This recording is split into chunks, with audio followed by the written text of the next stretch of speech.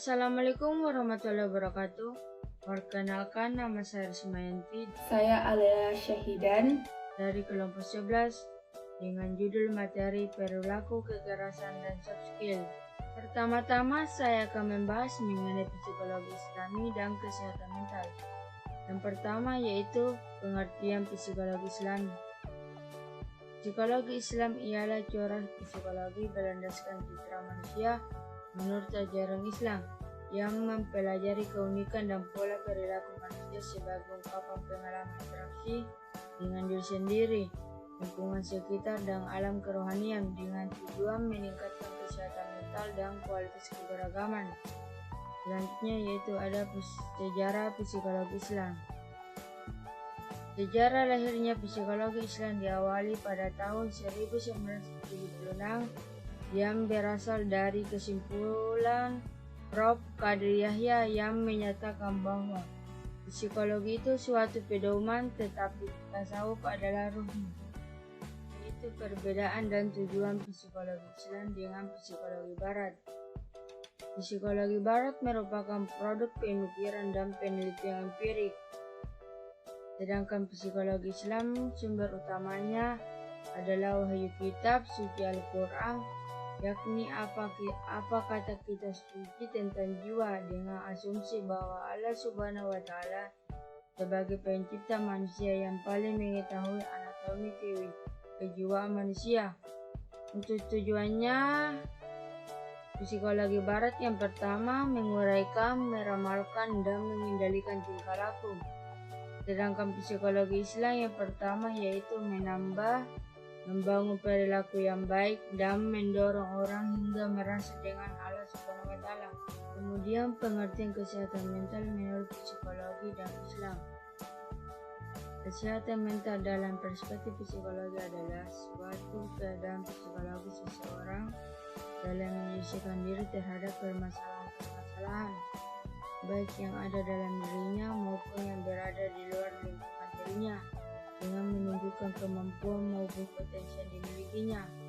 Sedangkan dalam perspektif Islam, kesehatan mental adalah suatu kemampuan diri manusia dalam mengelola fungsi-fungsi kejiwaan sehingga terciptanya penyelesaian diri yang baik antara dirinya sendiri dengan manusia lain, makhluk hidup lain, lingkungan, alam semesta maupun dengan Allah secara dinamis yang didasarkan dengan pada Al-Quran dan hadis yang merupakan pedoman hidup dalam menuju kebahagiaan dunia dan akhirat. Kemudian biasanya faktor-faktor yang mempengaruhi perilaku kekerasan adalah ketidakpedulian orang tua, kehidupan keluarga yang kurang harmonis, pengaruh pergaulan dengan teman sebaya, tayangan peristiwa kekerasan di media massa. Kekerasan tersebut dapat pula dibedakan ke dalam 5 jenis kekerasan, yaitu kekerasan simbolik, kekerasan kultural, kekerasan ekspresif, dan kekerasan instrumental. Adapun tanda gejala dari perilaku kekerasan seperti muka merah dan tegang, pandangan tajam, mengatupkan tangan dengan kuat, mengepalkan tangan, jalan mundar, bicara kasar, suara tinggi, menjerit atau berteriak, mengancam secara verbal atau fisik, melempar benda atau memukul benda atau orang lain, merusak barang atau benda, tidak mempunyai kemampuan mencegah atau mengontrol perilaku kekerasan. Selanjutnya, saya akan membacakan materi tentang pengertian dari soft skills.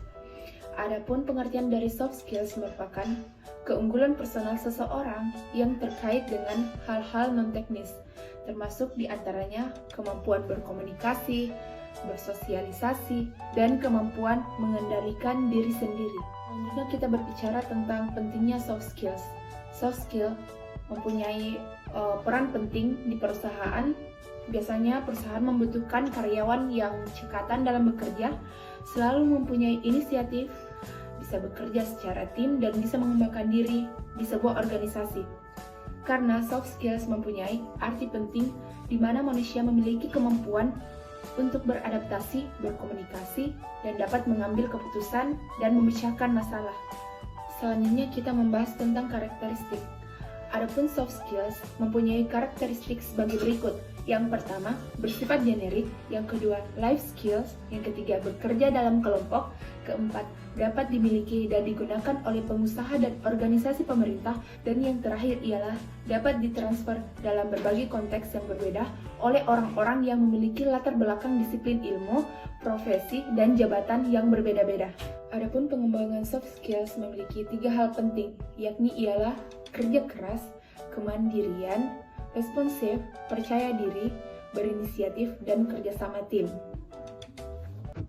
Jadi, untuk kesimpulan dari materi kami ialah psikologi Islam memiliki corak psikologi berlandaskan citra manusia menurut ajaran Islam yang mempelajari keunikan dan pola perilaku manusia sebagai ungkapan pengalaman interaksi dengan diri sendiri, lingkungan sekitar, dan alam kerohanian dengan tujuan meningkatkan kesehatan mental dan kualitas keberagaman. Sedangkan untuk kesehatan mental atau mental health dalam perspektif psikologi adalah suatu keadaan psikologi seseorang dalam menyelesaikan diri terhadap permasalahan-permasalahan baik yang ada dalam dirinya maupun yang berada di luar lingkungan dirinya dengan menunjukkan kemampuan maupun potensi yang dimilikinya. Itulah tadi hasil presentasi dari kami berdua mengenai perilaku kekerasan dan soft skills.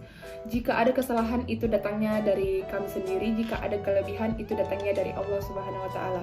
Lebih dan kurangnya mohon dimaafkan. Assalamualaikum warahmatullahi wabarakatuh.